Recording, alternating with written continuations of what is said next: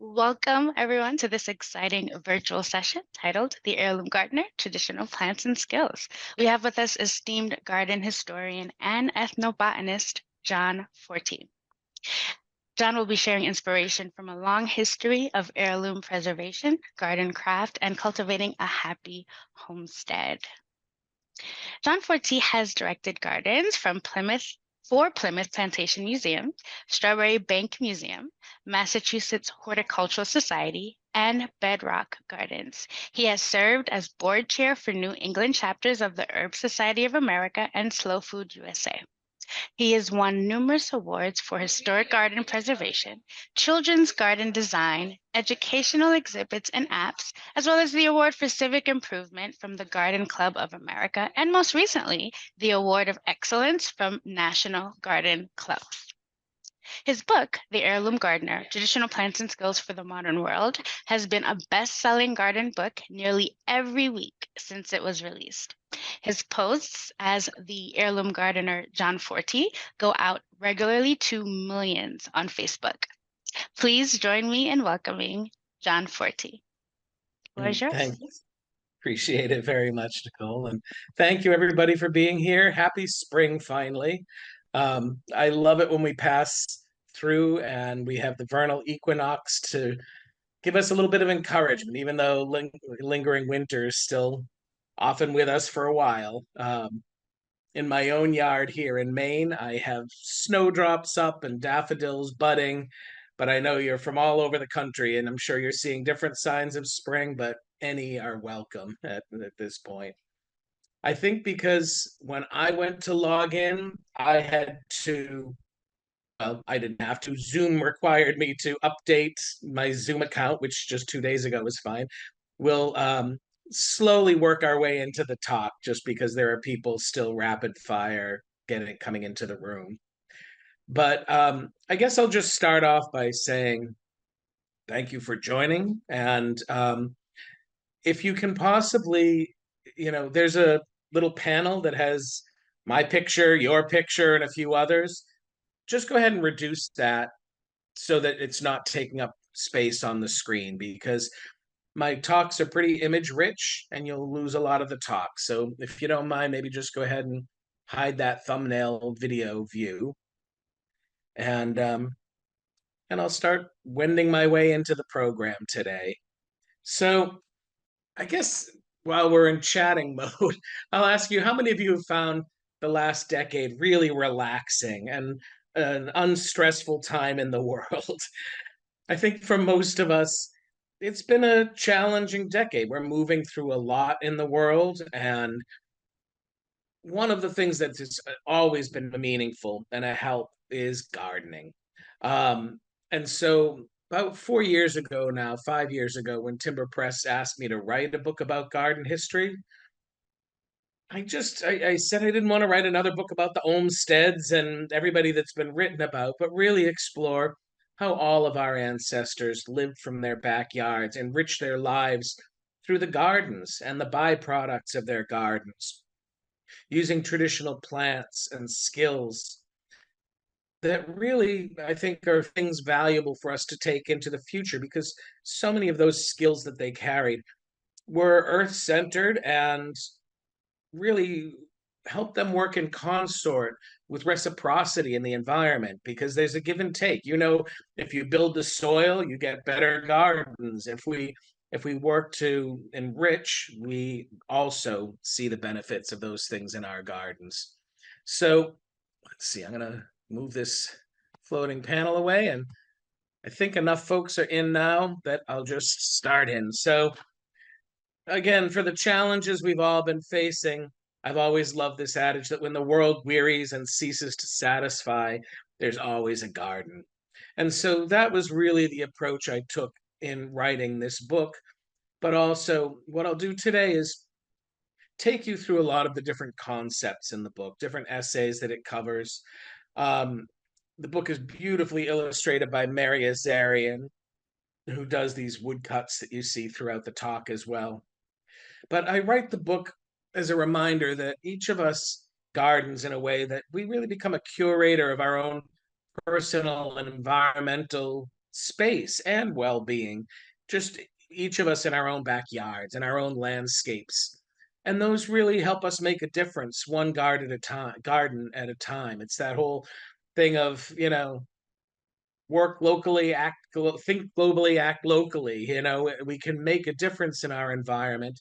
And to me, I think for so many coming along in a world where it can seem hard to make a difference in the world, our gardens really are an access point. With something as small as a seed that we can hold in our hands, we can start to make a difference. So one of the concepts that runs throughout the book is a sense of place. And no matter where you live, a sense of place grounds us, helps us understand the landscape around us and why we are needed there as stewards. For me, I grew up along a river near Cape Cod, and the nearest house was a 1685 shipwright's house and tavern. And in front of that house was a Roxbury russet apple tree. And the apples, they didn't look anything like another apple you'd see in a supermarket.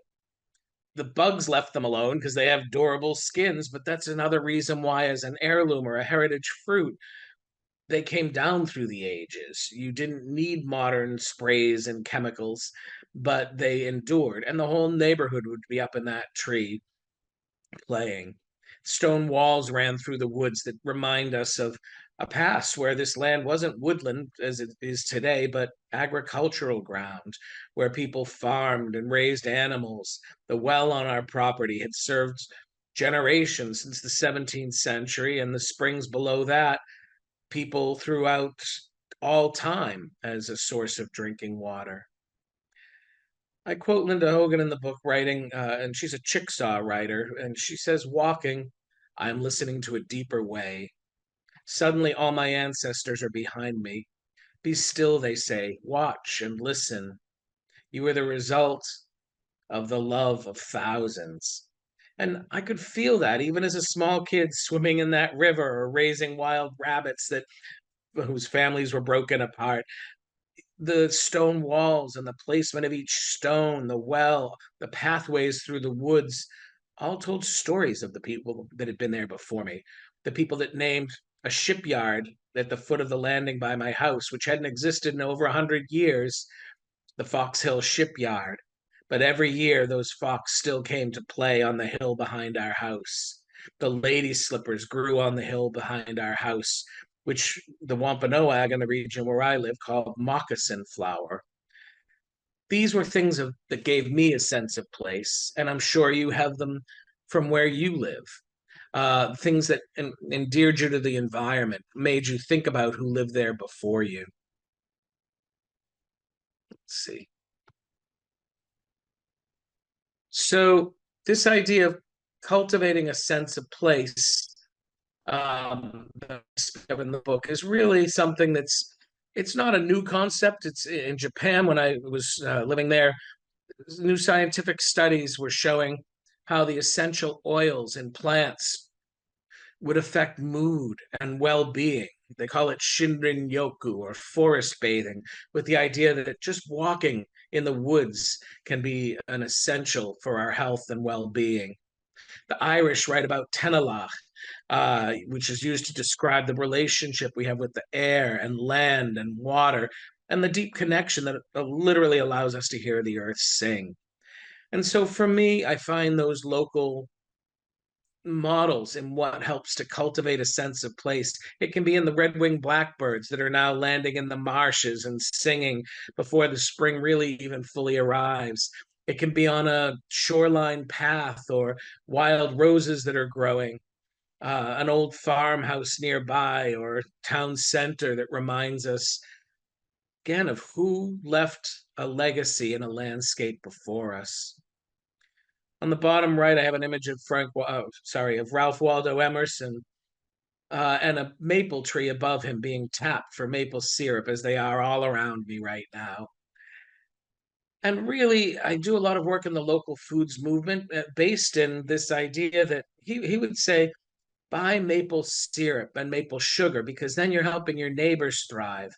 But if you buy sugar, you're keeping a slave plantation owner prosperous. what we do in our environment makes a difference in the world we want to live in. And I think that's a big part of cultivating that sense of place that we all get to play out in our backyards and in our communities, that power of place that comes from a sense of place. So I want to ask all of you to think about who taught you to love plants and the natural world. Rachel Carson, who wrote Silent Spring and really helped bring on an environmental movement, the start of the EPA that was bipartisan accomplishment to make us all care about the environment. She wrote that if a child is to keep their inborn sense of wonder, they need the companionship of at least one adult who can share it, rediscovering with them the joy, excitement, and mystery of the world we live in. When I was a kid on the river where I grew up, this was my mind on plants. An adult would show me something like the cephalanthus or buttonbush and how to lather up with the water in the river and those flowers, and it made lather just like soap. This is one of my neighbors playing in the hulk of an old apple tree. This is a kid playing in one of the children's gardens I designed for Mass Hort. We find those little introductions, those avenues to help get kids engaged, and they make a world of difference around us. That also brings the next generation along at a time when we need to partner with the next generations to start creating environmental shifts that are essential. So, in my book, I really try to write about skills from the past that we can borrow to take us into a more sustainable future, to get those kids engaged. Studies today are showing that on average, kids know fewer than 10 animals and plants in their own backyards, but that they know hundreds and hundreds of corporate logos. A lot of kids are growing up with a sense of hopelessness. Yet in our backyards, we have an opportunity to remind them and to teach them and to let them teach us that we are able to make a difference. So, one of the things that I include is information on how to make an herbarium, how to go out botanizing. This is a page from Emily Dickinson's herbarium where she pressed botanical specimens that help her then and us now know what was growing in her backyard and document those plants, the seasons, and learn really for each kid skills of the backyard for household botany. This is a white carrot being pressed, or Queen Anne's lace, all heel or prunella, and these, often will have notes in the margin with common and Latin name, hints on how they were to be used. One in a museum collection that I helped keep was, I would say, it have notes like gathered by grandfather's grave. Grandmother says it makes a tea for this or that ailment, and clues that you take through life. So really, also in this, teaching families skills of making an herbarium with your grandkids. I have a quote from Nicolette Sauter here saying, children grow up hearing how broken the environment is, how broken beyond repair. Plant strawberries together, make wild medicines, paint the sunrise, show them proof that for every act of destruction, they can sow a seed, however small, of beauty. And to me, those are important reminders that we can play a part in this and partner with this next generation to make a difference in our environment and really also show them the joy that somebody showed us being able to play and work in our landscapes. And that can be as simple as just reminding our children that plants tell stories. Share the stories you know. You don't have to be a botanist, you don't have to be a horticulturist or a professional. People throughout history have known in some form or another the language of flowers. If I asked you what a red rose means, you all know what a red rose means. It's love.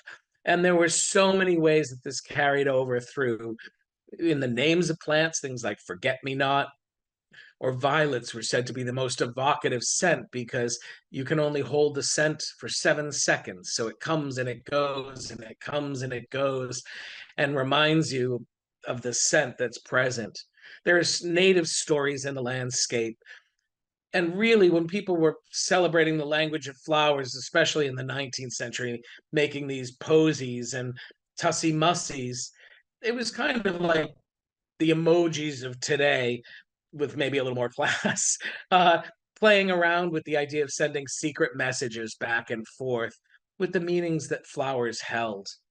So I try to include some fun things like that in the book, as well as ways of looking at and rethinking how we plant in the landscape. When I was younger, there were so many more places like this. We didn't mow everything. We didn't have weed whackers. We left field and meadow in spaces. And we're not the first generation now to be thinking about a native plants movement. It first happened, well, as we arrived in the Americas by 1640. New England aster and goldenrod were some of the most popular plants back in Europe because they were appreciated there before we started to here. But as we were becoming a new nation, like Emerson before, saying, make a difference in what you buy. Don't buy sugar, buy maple syrup. We started to say, don't buy black tea from the British. We're Americans now. Drink American teas. Make teas with things like sweet fern and wintergreen, bee balm and Oswego tea and New Jersey tea and Joe Pye weed. And we called them Liberty teas. But we've constantly thought about the value of native plants, and our generation today thinks about it even more. Not because it's the only thing we can or should plant, but because we've neglected them for so long that we've lost habitat. We've realized now that if you lose all the milkweed and you mow it down in these fields, you lose the monarchs, you lose pollinators. And so, really, what we try to do is not say that's all you should plant, but that put new emphasis on it, learn another handful of native plants, and start trying to add some of those things back into our landscapes that the wildlife around us is familiar with, and then learn how to enjoy them, to make a cup of wintergreen tea or to add bee balm flowers to your salad. Because really, each of us in our own landscape, whether it's our backyard or some pots on a deck, have a chance to make that difference. Because our backyard is a place where we are then fostering habitat and community. This is a community as well as your farmer's market and your town hall. And when we plant things like the echinacea, they are bird feeders in our backyards. When we leave things like the native sassafras or spice bush, we get the spice bush swallowtail butterfly and these the cool caterpillars that they create or that come along as the first round. When we leave leaf litter on the ground, we get the salamanders back. Native lobelias bring the native pollen and the native hummingbirds. I'll never forget the first winter when after I planted Ilex verticillata or winterberry, I put about a dozen branches into some urns by my front door.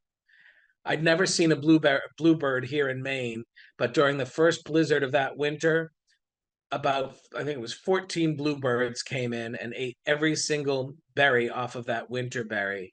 And you know what they're doing is pooping out those berries with little fertilizer packets around them all downriver and reseeding these native populations, which is the other part that makes a huge difference when we're planting native plants is how that spreads into the surrounding environment. We have in one of the children's gardens that I created, we had mountain mint, and we did a student citizen science project and had over well, we had 18 different pollinators on that mountain mint. Um, one plant, that much difference. So for me, it's a great opportunity to just put those plants back in, but also stop doing some of stop mowing every inch, stop using as many chemicals.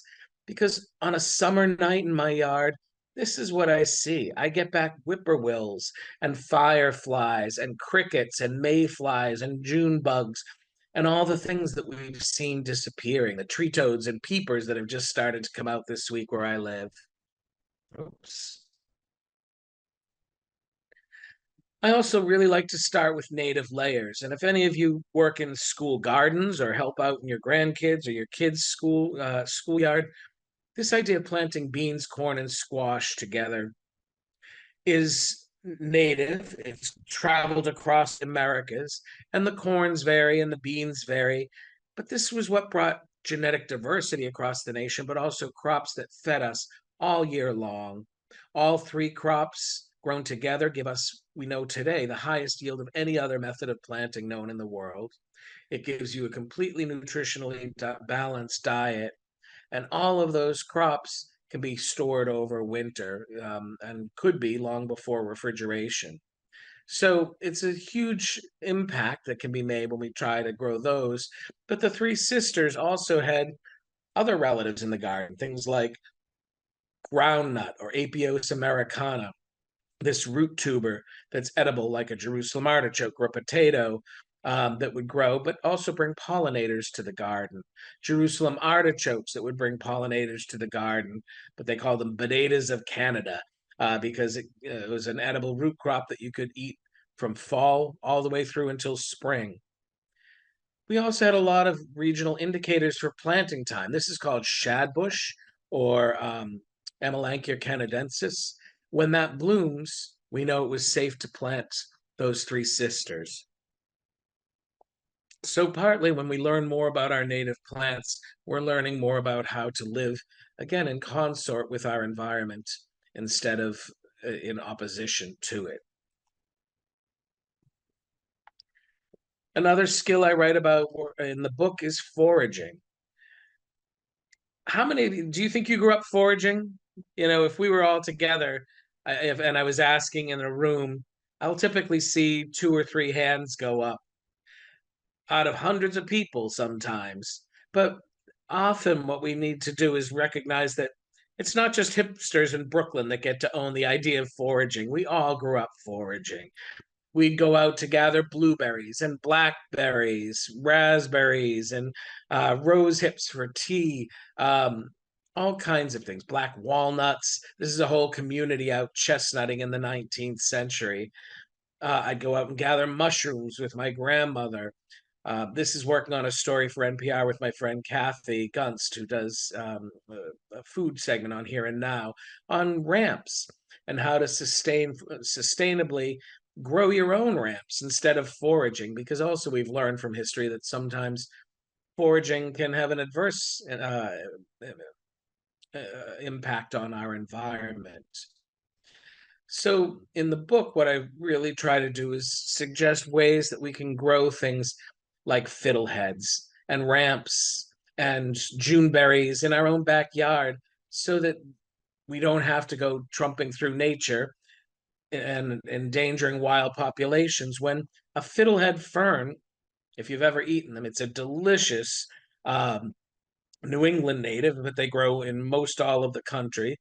That was one of our first spring edibles that gives us a chance to really enjoy something that's a beautiful addition to our backyard as a shade plant, but also something we can be eating in early spring. Throughout the book, I try to resurrect old ways that we used in our gardens that teach us how to live more sustainably in the future. Native ways, immersion of the first immigrants and native ways and what we learned working together, or the failures of working together, learning early ways of raised bed gardening and growing in pots, cold frames, hotbeds, how to build soil, or espalier fruit trees, how to save seeds or plant by the phases of the moon, but also whole movements like the Victory Garden movement, when half the nation's produce was grown in backyard victory gardens so that we could be sending the produce grown in farms overseas to the troops. School gardens movements at a time when most of our kids were becoming disconnected with gardening, working in mills and factories, so that we could get them back to a skill set that helped them know about nutrition and help families feed themselves. And here we are back at a time when the food we can buy now is mostly produced in chemical labs and has very little relation to something grown in a field. But there are alternatives coming back around through our gardens, through our local agriculture as well. And these are slow turnabouts, but they're shifts like the Victory Garden movement that reconnect at times when we become disconnected. I've always loved this quote from um, Thomas More, almost as much as I love this image at the center, which is so much an image of my grandmother by Susan Branch, that says the ordinary arts we practice every day at home are of more importance to the soul than their simplicity might suggest. There's something really powerful in saving your own seeds and planting those seeds the next year and growing a crop that then comes to your table. My grandfather would talk about eating the fruits of his own labors. And, if we came together and sat on a porch and tipped and topped beans, we found common language to talk about. And in a nation as divided as ours, we need some more conversations about green than we do red and blue. We need to find common ground again, desperately. So when I find myself with generations at family celebrations or friends, try to find those opportunities. I'd been walking past a huge old crabapple tree with some friends 40 years older than me. And one of them said, "Oh, we used to make pickled crab apples, sweet and sour crab apples, spiced crab apples." And I asked about the recipe, and she dredged it up. And next thing, we were all walking away with pockets full of crab apples and came together and made an old recipe for something that none of us had had in years, but brought us back together in a common activity. And I think there's great value in that. And gardens and kitchen tables are wonderful ways to give us more of that common ground back.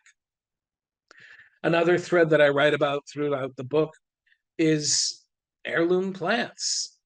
And really, heirlooms are the seeds of biodiversity, but they're also our common cultural inheritance. All of our ancestors saved seeds. They'd adapt them to the climate where you live, the length of day, the sun, the soil in your backyard, and those seeds had different colors, different flavors, but each of them represented, your county or your country or your town even. And we had such incredible genetic diversity.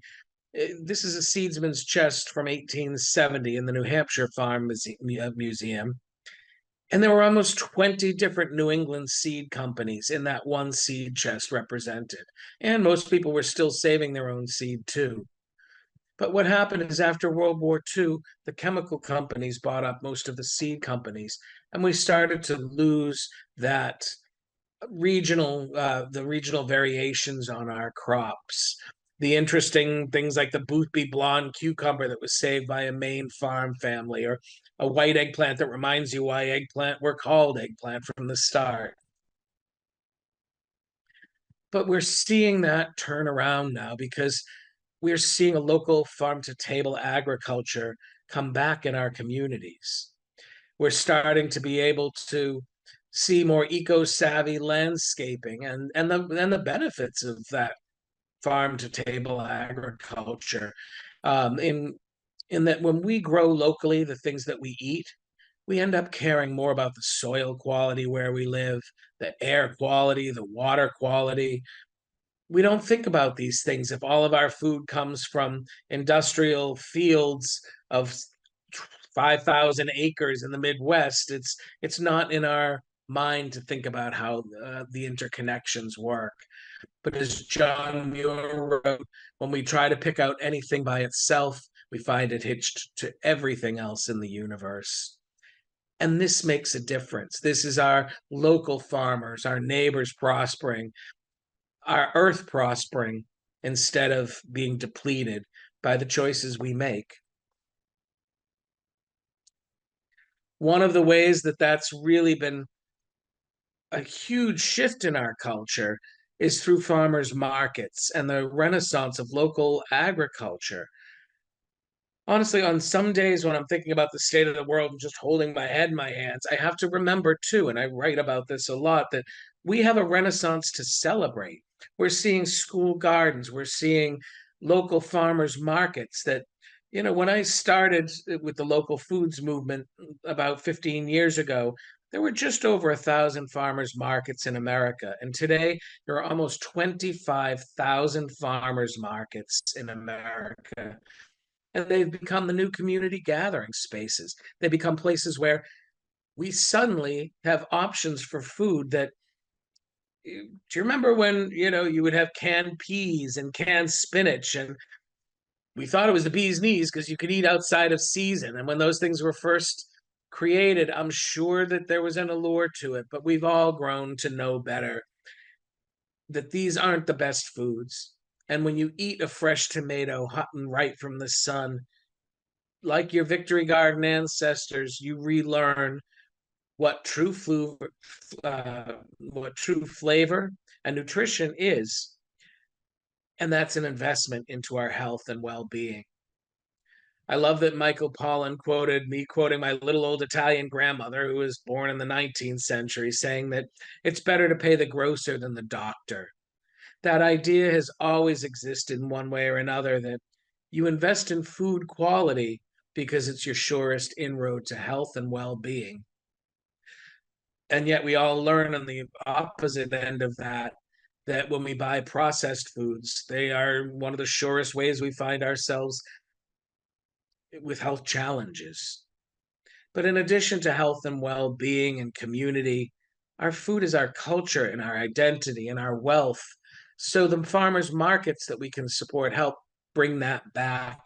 And they really increase the quality of all the food around us as we're reminded of what real bread, real pickles, real fresh produce and herbs should taste like.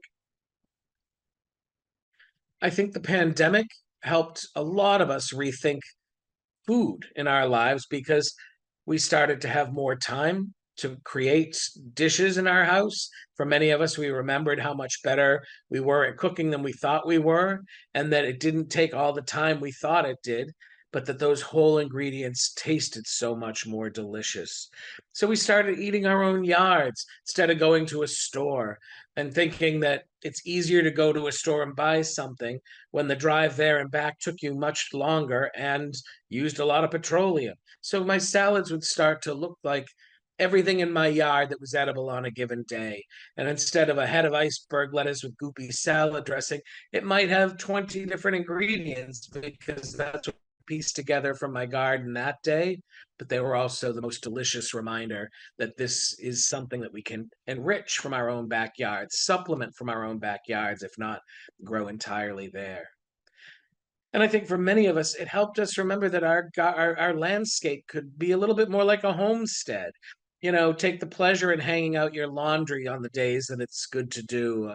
Others started to keep hens and raise, chickens for eggs, raise bees, or just find a way like this victory garden chart to maximize areas of your yard where you could grow things that would supplement your family's diet and improve your family's health and nutrition.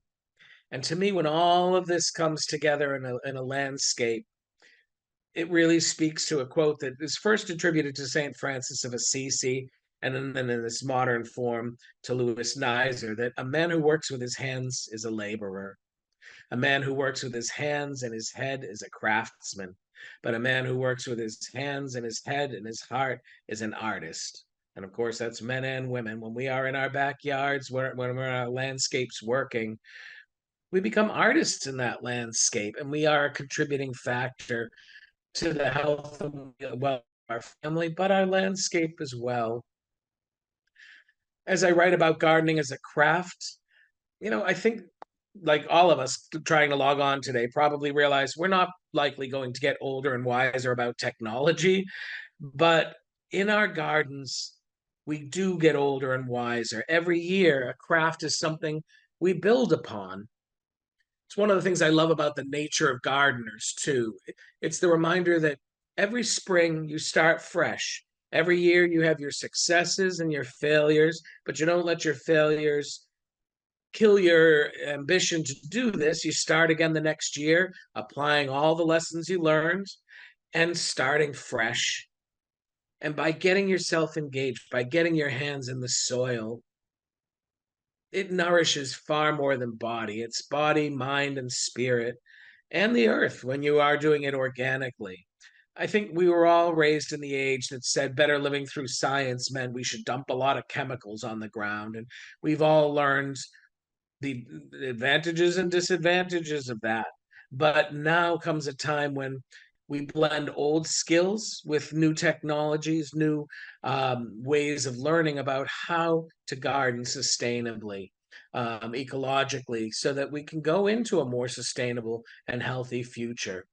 Learning how to compost, how to really cultivate soil instead of compromise it. So in the book, I write about things like xeriscaping, food forests, the benefits of native plants and deep-rooted perennial vegetables, things that help us work better in our backyards to enrich instead of deplete the earth and the soil around us.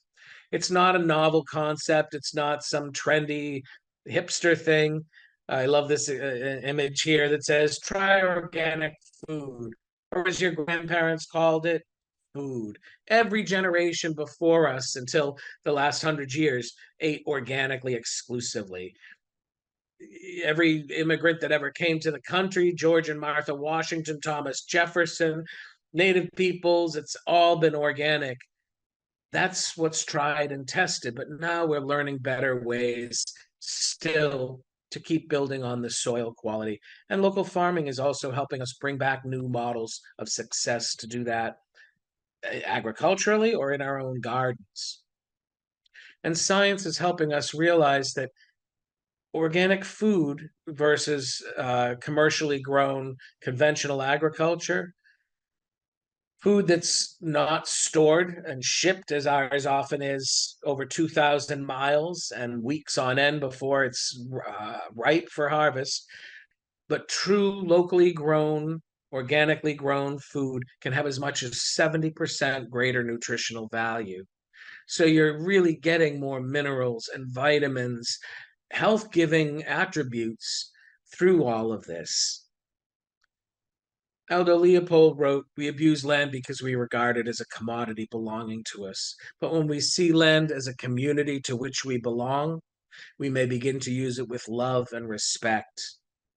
When we buy produce, we can make choices between things that come to us like this, and things that we buy from a farmer we know and in a community we know, or with with products even in your regular market shelf that still provide you organic alternatives. But a big part of it is, like my grandparents, supplement what you buy with as much as you can grow yourself. Take your grandkids and your kids along in that process because we all benefit from it at whatever level we can. Historically, this was mostly done through kitchen gardens, not huge fields, not the farm, but what you kept right outside your kitchen door. It can be as simple as this raised bed kitchen garden that I designed for the oldest house on Nantucket, or it can be this incredibly elaborate kitchen garden outside the kitchen door in Belgium. Typically, they'd be raised beds. It could be just raised soil, or it could be surrounded with wood or stone or tile or brick or anything you've got.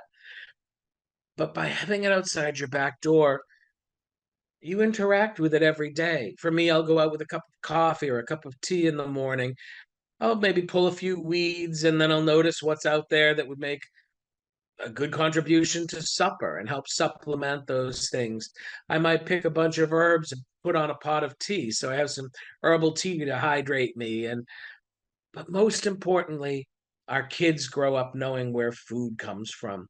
This image really reminds me of a time when I was working at Plymouth Plantation, and two things that really stood out for me. One was some kids seeing us pull carrots, and this girl said to her mother, "That's where carrots come from," as they came out of the dirt. Her mother said, "Not our carrots," and marched her away. Another kid asked where, saw us milking cows and said, "Is that where our milk comes from?" Same answer, "Not our milk." Most kids are so far disconnected that even by just growing a few tomato plants in a pot, some basil in a container, you can help shift those perceptions and spark some interest. A couple of nasturtium seeds in their hands that they can plant, these little brain like seeds, and watch a flower grow that they can eat, or a leaf that's like a spicy lily pad that they can eat. And you've won over a new generation of gardener. Annuals also come with their challenges. You have to replant them every year. So I also love things that come back every year. And those include a lot of small yard fruits.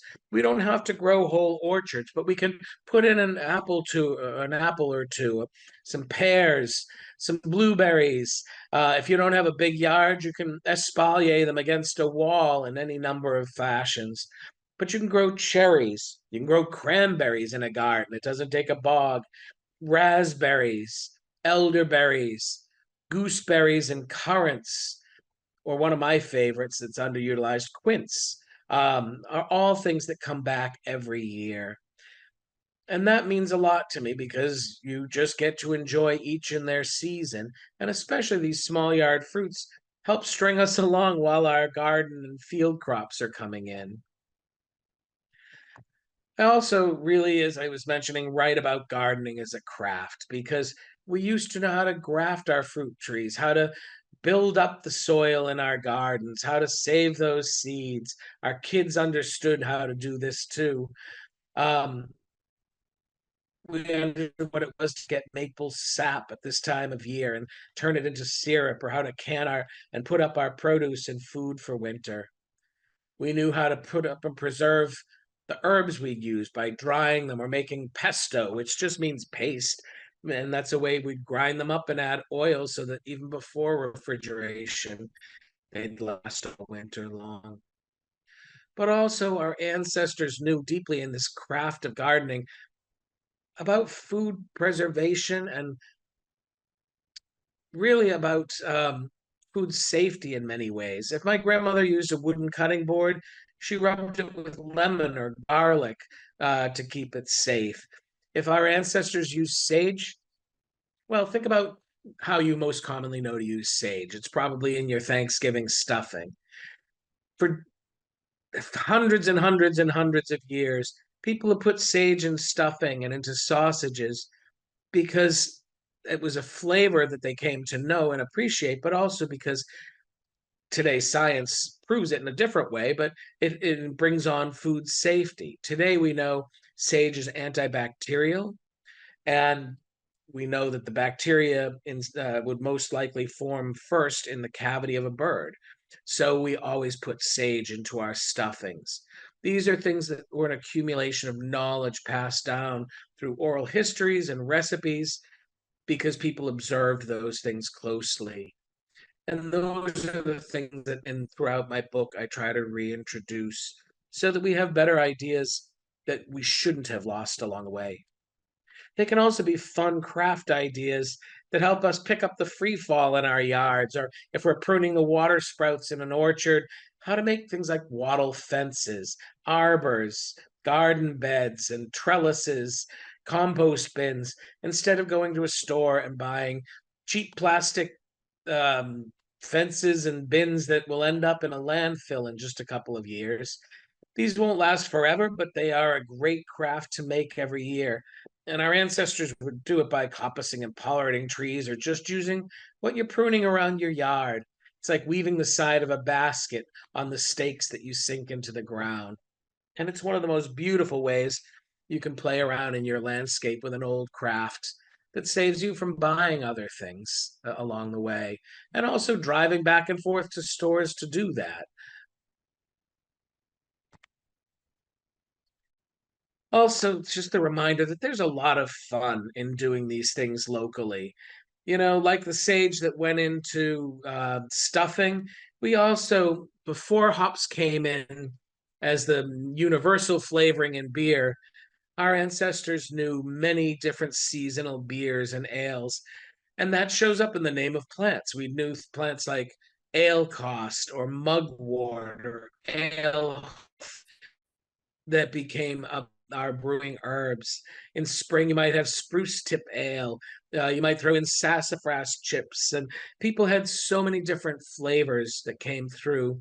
And what we're seeing now is a local brewing industry all over the world reviving itself, using local grains that are being grown again, using traditional herbs and hops that make it a lot more fun to brew ourselves or to go to that local brew pub down the street.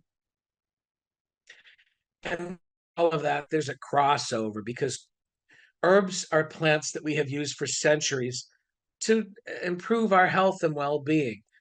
If I asked you if you grew up with herbal medicine, like foraging, I think most would say they didn't. But if you grew up taking mint tea or chamomile tea for an upset stomach, or ginger ale, or if you had beets or spinach for iron, garlic or echinacea for your immune system, oranges or tomatoes for vitamin C or ascorbic acid, um, fennel for digestion, then we all grew up with herbal medicine. And so that's one of the things that I try to give more inroads and understanding for, because in largest part, herbal medicine isn't something extravagant. It's eating prunes when you need to eat prunes, or an apple or carrots. Well, most of these things came to us through diet and through tea, not something elaborate or extravagant that's beyond our knowing. So, in a country where, let's say, kale is one of the poster children of the local foods movement, as soon as we realized how health giving it is, and that it was the best preventative for things like colon cancer, instantly the pharmaceutical industry tried to turn it into a pill. And what we realized is pills did nothing. Sometimes you just need to eat your damn roughage. And gardens do that. They give us live, fresh plants that are chemically complex, but things we already knew as part of our diet and our food that we could eat and drink. And it can be as simple as that pot of lemon balm tea calming your nerves. And in a culture that says first do no harm, as gardeners, one of the best things we can do is start with what we grew in the soil in our own backyard, that we've been a part of the process, and get that health giving benefit of actually working in the garden as well as taking those plants that help supplement our health and well being. Wendell Berry wrote, herbalism is based on a relationship between plant and human, plant and planet, human and planet. Using herbs in the healing process means taking part in an ecological cycle. There's that whole connection as well to being part of an ecological cycle that's also health giving. When we are reminded that we are connected to, that we are of the earth, that we're not separate from it, we tend to ourselves differently as well. And if you are what you eat, today we're a lot of petroleum because we put it on our fields, we drive things over 2,000 miles in shipping, but we've always known, as my grandmother, better to pay the grocer than the doctor, or grow vitamins at your kitchen door, or the cook is half a physician. They were all ways that we would express that we understood that you are what you eat. And our gardens can help with that. So it's not all about eating your spinach. I think there are a lot of fun things that, even if you have just some perennial chives in your yard, you can make chive blossom vinegar. I'm still using up the last of last year's, and it's one of the most flavorful things you could imagine. The old herbalists would say, don't throw away the flowers. They are the most, the truest essence of the plant. So use them in your salads. Maybe make a violet syrup for some cocktails, or put nasturtiums in your salad. Borage tastes like cucumbers. Calendula tastes peppery, like a nasturtium is peppery. Johnny jump ups they called heart's ease because they would ease your heart. When you know more herbal flowers that are edible, you can also play in the garden. Something like Solomon's seal, the biflorum, those flowers taste like garden peas and flowers. It's garden candy. and a great inroad to take our grandkids along on this journey with us. When you make an herbal butter or an herbal cheese or that salad that really plays around with the flowers that were there for you to enjoy as well. Thoreau wrote, "We all need the tonic of wildness." And so I also write about things like tonics and bitters and the history behind making those, the things that were done in the past, and how our sodas evolved from tonics. In fact, if you live in New England, we still call soda tonic because of that whole history.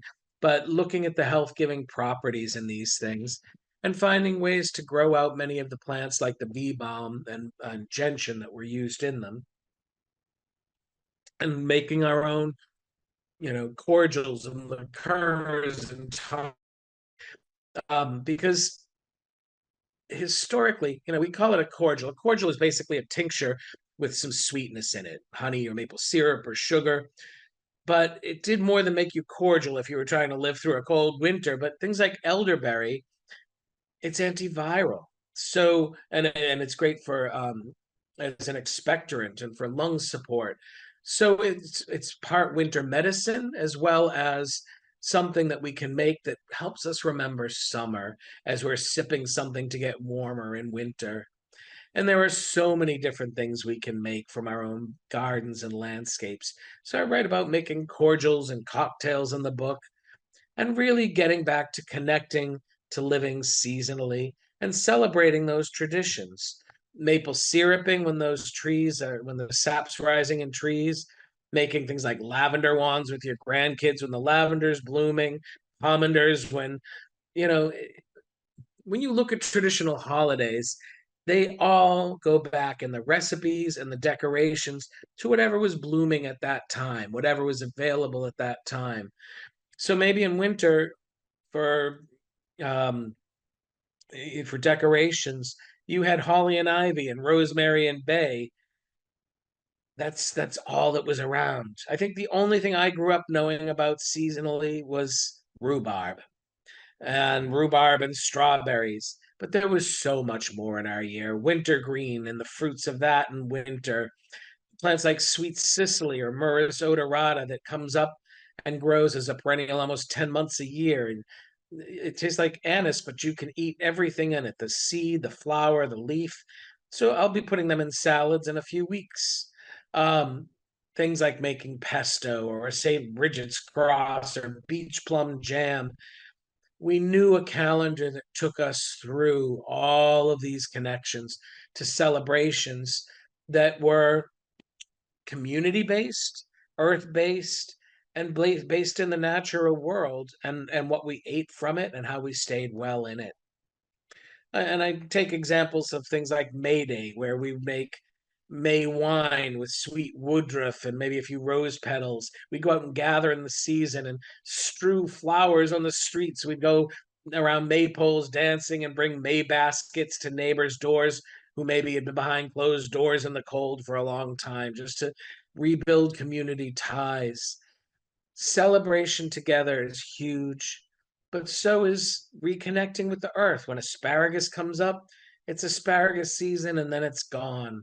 When sorrel comes up, I make sorrel soup over and over till it's gone, like the rhubarb in my yard. When the angelica is up, I candy angelica and I make it a part of that May Day celebration because it's a joy. The process can be one of the most, for me as a gardener, one of the most fun parts of it because you're getting to, again, use the things that you grow, but share them in good community. And again, I think one of the things all of us need to be doing is helping to rebuild community ties, to find common ground in a fractured society, and bring joy back into our daily living.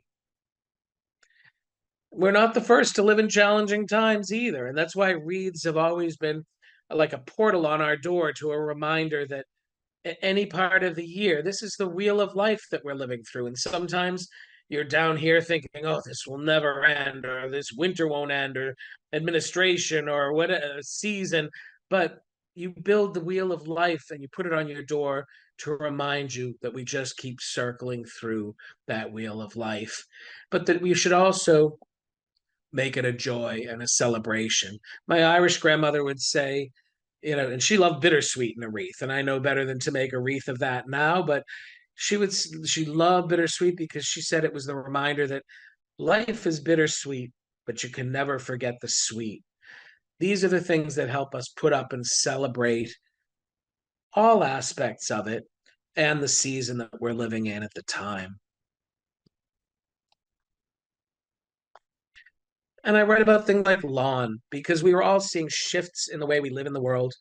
And maybe instead of the lawns that go on for acres and acres that have become a part of our landscape today, that, we've learned most of the chemical industry for lawns was born out of using up weapons waste after World War II. We've learned that irrigation systems are challenging our drinking water systems. And so for me, it's rethinking things, not saying don't have a lawn, but reconsidering that a monoculture with acres and acres of one kind of grass isn't going to help any birds and bees and wildlife. This is a patch of lawn in my yard.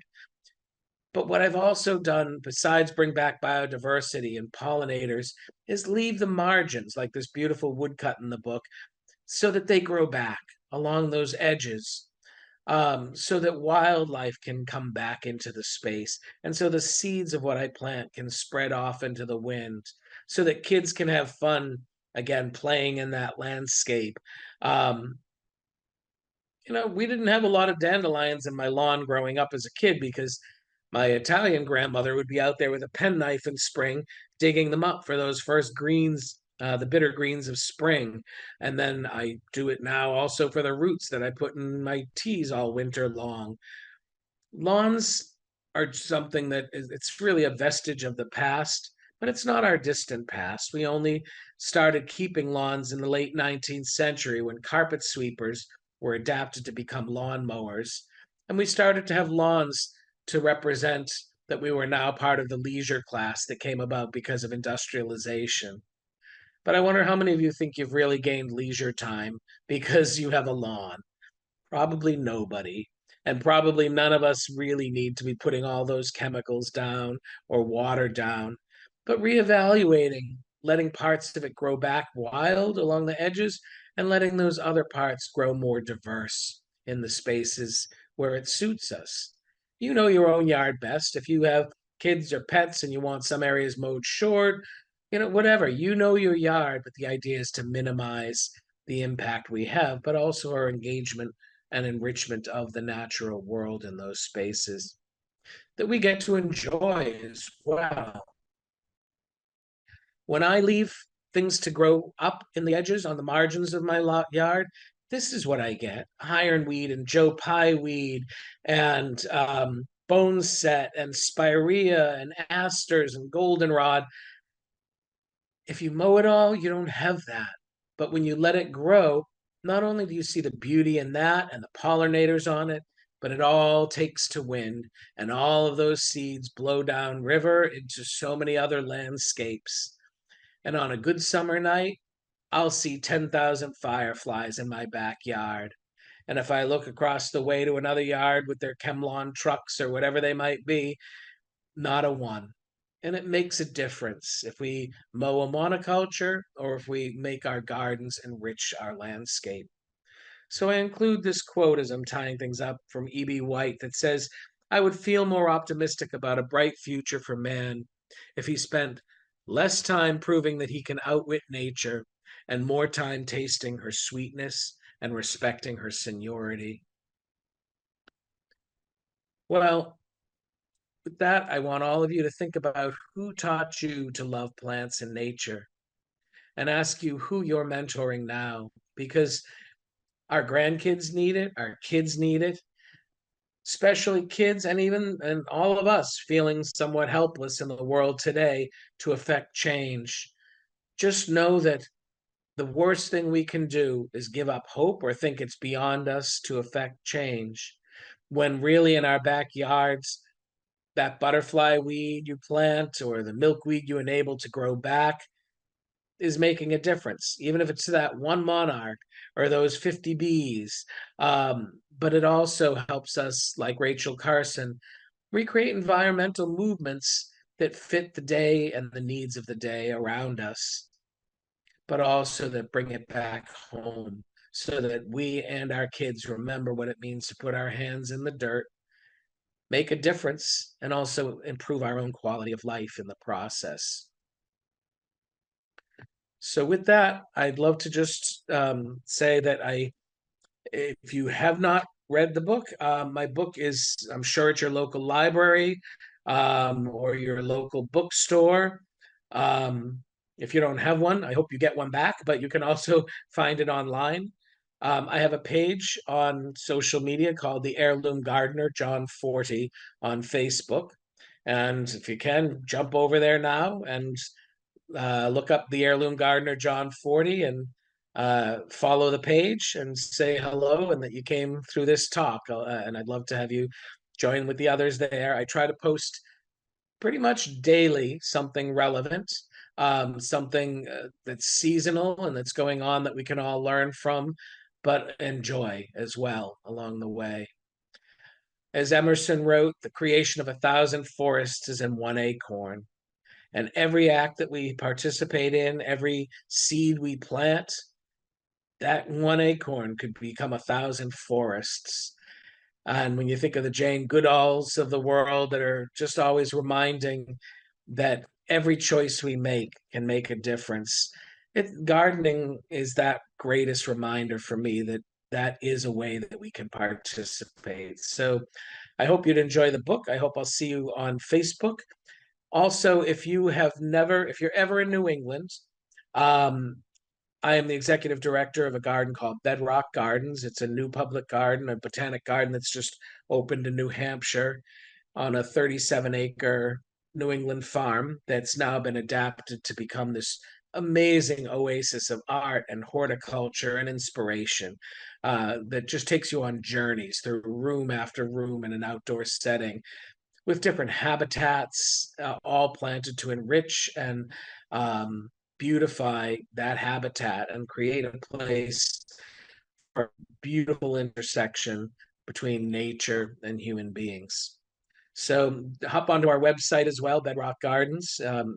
And with that, let's see if I can get you all back. Uh, and maybe we can take some questions. Absolutely, John. Thank you so much for this wonderful presentation. We got a few questions in the chat. So folks, if you do have a question for John, we have about 10 minutes left for Q&A. So go ahead and pop into the chat. Let us know your questions. You can also raise your hand if you'd like to speak to John directly. But we have a Deb asking, you know, she's heard that you can eat the lilac flower. It's edible. Is there a certain time that it would have the best flavor? And which flower was that? The lilac flower? Oh, sure. So really with any flower, um, it's like any other part of a plant. You want to eat it when it achieves its full ripeness. Um, so when the nectar is at its sweetest, you can smell it. Sometimes it'll go past that and it'll start to become polleny.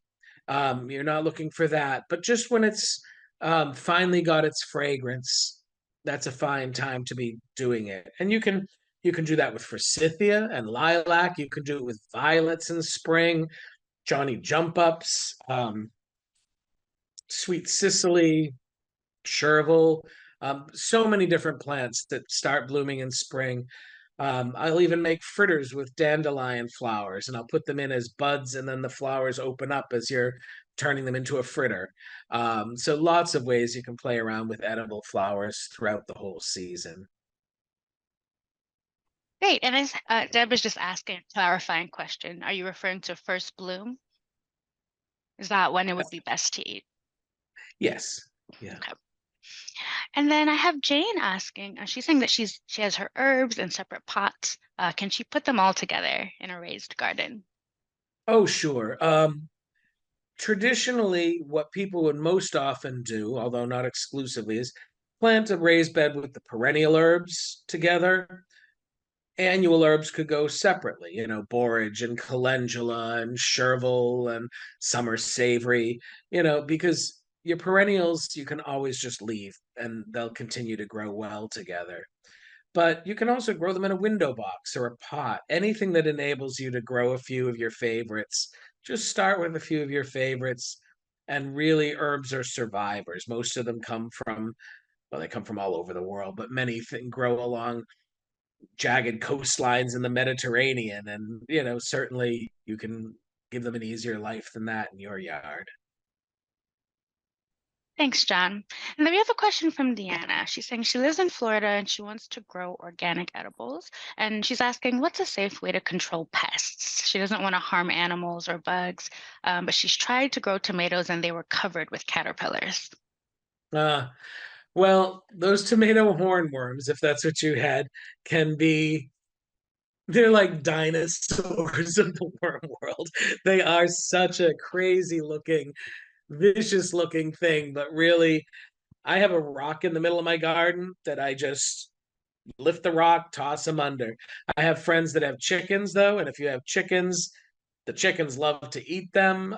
You toss them to the chickens. Those are really big enough that you just watch for the poop on the ground and you'll see them where they've stripped the leaves and but a lot of organic control can come down to um, really improving your soil to the point where your plants are disease resistant. Pest resistant is more of a stretch, but it's like any of us. If your diet is healthy and nutritious, you're going to ward off ill health and disease much more. It's not an exclusive, but there are ways that you're making the plant stronger and more resistant. Also, sometimes nature will take its course. There's a wasp that lays its eggs on those caterpillar, the tomato hornworms, and those will kill off the hornworm itself. But you can also mix up some soap, like a Dr. Bronner's or something without sulfates in it, and that will work for pest control too. All right, folks, we've got a few more minutes. Any other questions? Also, you can feel free to raise your hand if you'd like to ask it.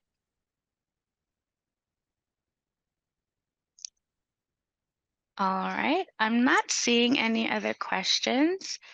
So, John, thank you so much for this wonderful presentation. It was truly amazing. If you just look at the chat, you'll see everyone singing your praises. It really was a great. Oh, looks like we got a question. All right, so Mhm. I will. Mary, you can go on ahead and unmute and ask your question. Great, thanks. I'm just putting this forward for someone else, and I apologize if you already answered it. But somebody early on in the chat, I just skimmed through the chat quickly, had asked, and it's an important topic, I think, about is there a problem with people saving seeds? I heard a news article last season, sometime last year, that this is a big issue, even legal issue for some farmers who are being disallowed from saving their seeds for some reason. So almost like Monsanto or somebody like that stepping in, um, not allowing individual farmers to save seeds as they always have. I don't think it's an issue for individual gardens. I'm not very good at this, but I love to grow from seed and I do save seed myself as much as I am able to learn each year. But I wonder what you'd have. I just wanted to say this on behalf of someone else because I thought it was a great question in the chat. Sure. Well, one of the things that I love about heirloom seeds is you can save and improve the productivity, the disease resistance, the adaptability to place in your seeds every generation of seed that you save. But since hybrids came along and then GMOs, we're not able to save our own seeds anymore. If you buy a hybrid plant, it's going to generate back into something else with undesirable traits often. So when you're looking for heirloom plants, it's a very important measure because then you can save the seeds because they're open pollinated and adapt them. What's going on that you're bringing up in question is that, especially in agriculture, if a farmer is growing heirloom crops next to a farm that's growing GMOs, that pollen from the GMOs will actually contaminate the crop that they are trying to grow organically. And yes, many of those corporations that provide GMOs are trying to sue people for growing when it should be in the reverse direction, for polluting their crops. And so we're living through some really challenging discussions and times. But what we're seeing more around the nation and around the world are farmers that are growing organically, that are growing heirlooms, banding together in different regions where their farms abut one another and that they can control these things more.